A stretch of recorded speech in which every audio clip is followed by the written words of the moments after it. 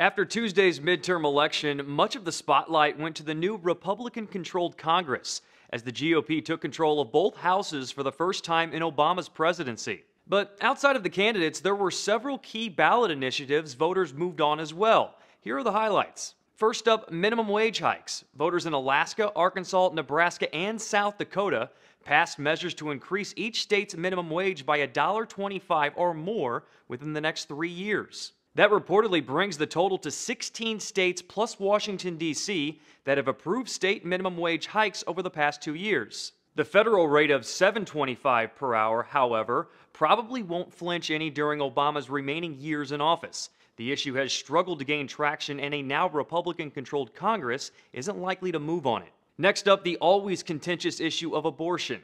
Voters in Colorado and North Dakota shot down proposals granting personhood to fetuses at the moment of conception. As CBS noted, opponents feared it could lead to bans on abortion. Tennessee, on the other hand, passed a measure that didn't immediately impact abortions in the state. Still, it will give state legislators more power to regulate abortion. And finally, good riddance to you anti-marijuana legislation.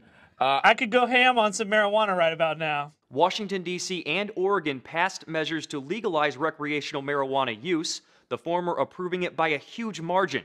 Early Wednesday morning, several media outlets reported a close margin to legalize in Alaska, with likely hold too. D.C., Oregon, and Alaska joined Colorado and Washington state as the 5 places in the U.S. that now permit pot users to puff and go as they please. Florida also put forth a medical marijuana initiative, but it fell short of the 60% vote needed for approval.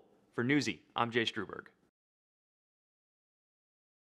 Influence by the military-industrial complex.